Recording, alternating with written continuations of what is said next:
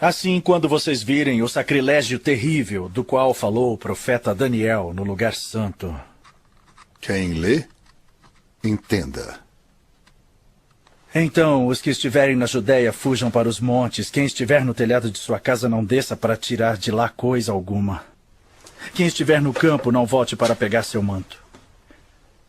Como serão terríveis aqueles dias para as grávidas e para as que estiverem amamentando. Orem para que a fuga de vocês não aconteça no inverno nem no sábado. Porque haverá então grande tribulação, como nunca houve desde o princípio do mundo até agora. Nem jamais haverá. Se aqueles dias não fossem abreviados, ninguém sobreviveria. Mas por causa dos eleitos, aqueles dias serão abreviados.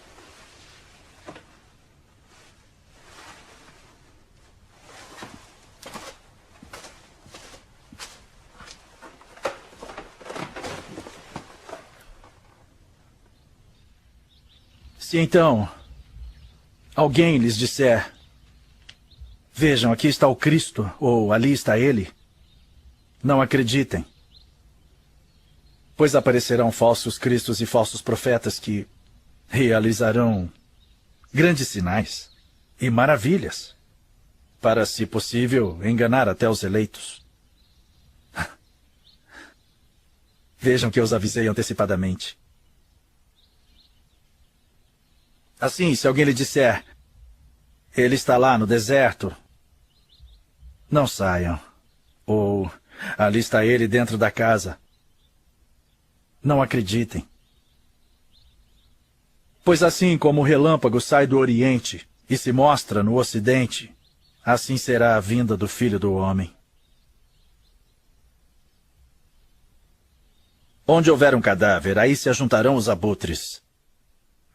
Imediatamente após a tribulação daqueles dias, e a lua não dará sua luz. As estrelas cairão do céu, e os poderes celestes serão abalados. Então aparecerá no céu o sinal do Filho do Homem, e todas as nações da terra se lamentarão. E verão o Filho do Homem vindo nas nuvens do céu, com poder e grande glória. E ele enviará os seus anjos com grande som de trombeta, e estes reunirão os seus eleitos dos quatro ventos de uma a outra extremidade dos céus. Aprendam a lição da figueira. Quando seus ramos se renovam e suas folhas começam a brotar, vocês sabem que o verão está próximo. Assim também, quando virem todas estas coisas, saibam que ele está próximo, às portas. Eu lhes asseguro que não passará esta geração até que todas estas coisas aconteçam. Os céus e a terra passarão, mas as minhas palavras jamais passarão.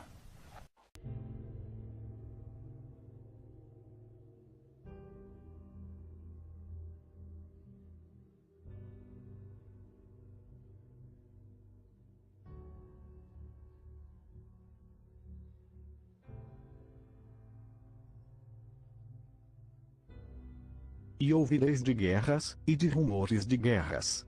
Olhai, não vos assusteis, porque é mistério que isso tudo aconteça, mas ainda não é o fim.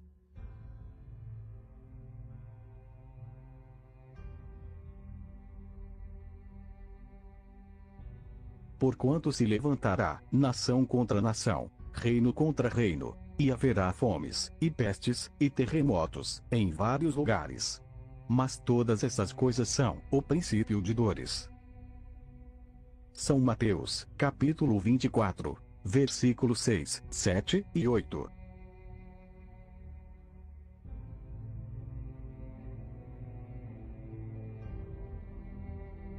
E haverá sinais no sol, e na lua, e nas estrelas, e na terra, angústia das nações, em perplexidade pelo bramido do mar, e das ondas.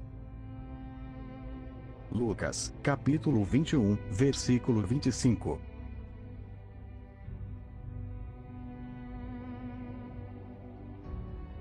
Os vários sinais preditos pelo Senhor Jesus Cristo, nos evangelhos, estão em constante cumprimento.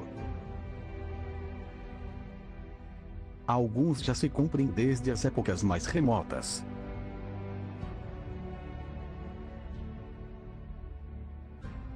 Jesus Cristo disse que os vários sinais, elencados em Mateus 24, bem como nos outros livros da Bíblia, seriam vistos, em totalidade, por uma geração. Ele afirmou que uma geração específica veria a consumação desses acontecimentos finais, que incluem o arrebatamento da sua igreja e a grande tribulação.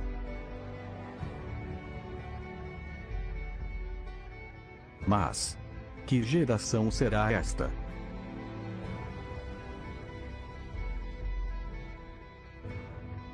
Ele mesmo deu pistas de qual será esta geração, a geração dos fins dos tempos.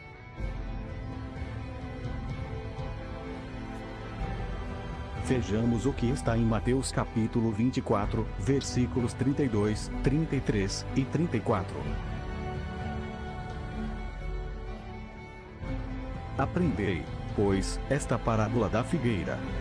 Quando já os seus ramos se tornam tenros, e brotam folhas, sabeis que está próximo o verão.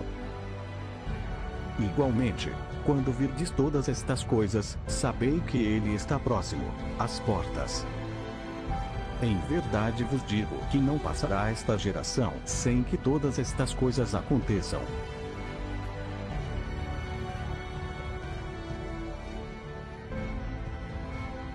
Parábola é uma narrativa alegórica que transmite uma mensagem indireta por meio de comparação ou analogia. Nesta passagem, Jesus vinculou a última geração com o florescimento de uma figueira.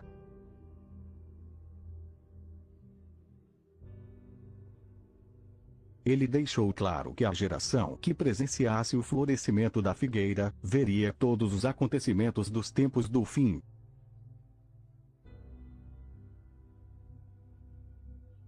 Em toda a Bíblia Sagrada, a figueira é um símbolo da nação de Israel.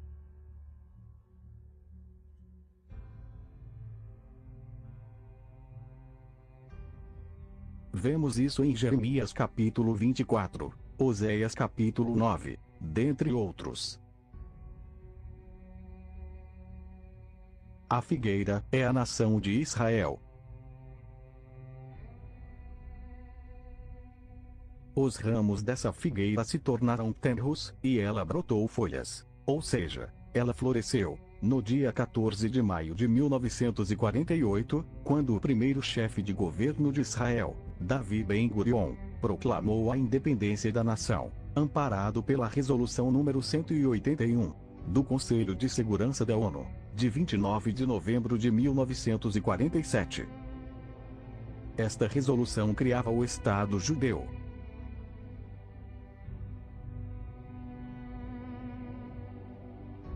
Nesse dia, cumpriu-se a profecia de Isaías capítulo 66, versículo 8.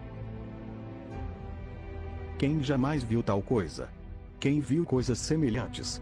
Poder-se-ia fazer nascer uma terra em um só dia. Nasceria uma nação de uma só vez. Mas Sião esteve de parto, e já deu à luz seus filhos.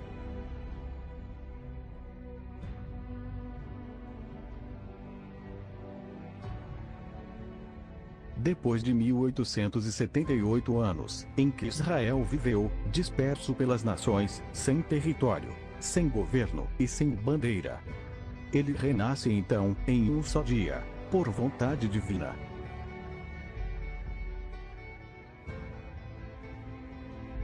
Sendo assim, a partir desta data, 14 de maio de 1948, está em curso de vida a geração dos últimos acontecimentos, preditos por Cristo e pelos profetas.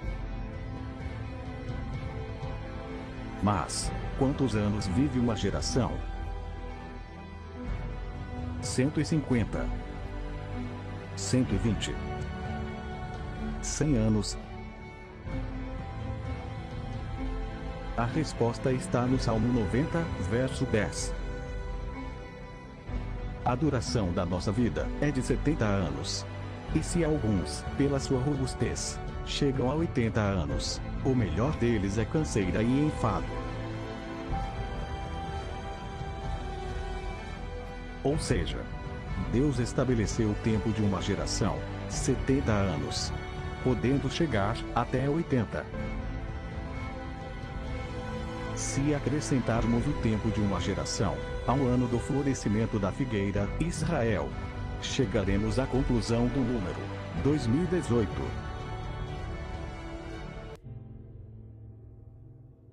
Se acrescentarmos o tempo máximo de uma geração, 80 anos, chegaremos à conclusão do número 2028.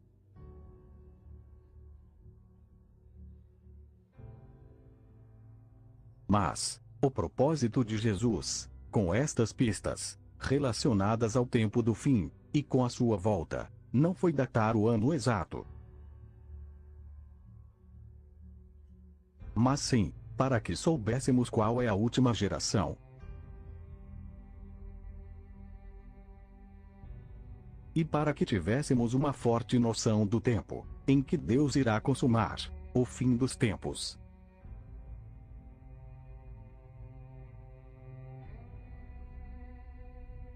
Nós somos esta geração.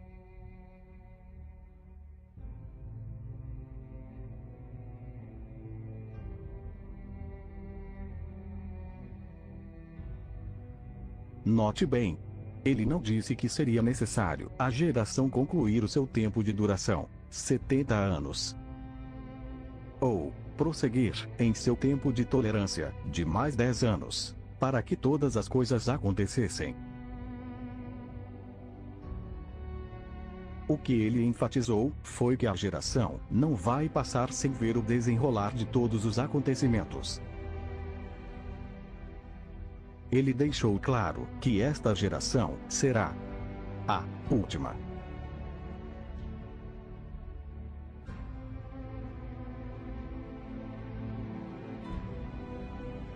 O propósito principal do Senhor Jesus Cristo, ao nos passar essas informações, é nos alertar para que estejamos preparados para a sua vinda.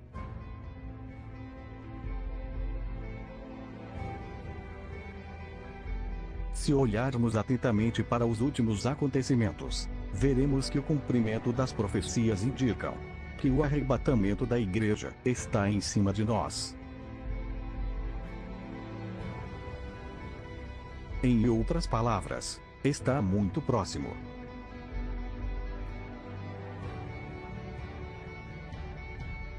Sabendo de todas essas coisas, devemos então estar com a vida no altar do Senhor,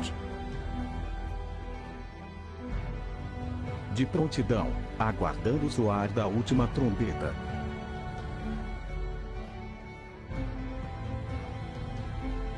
Esteja preparado.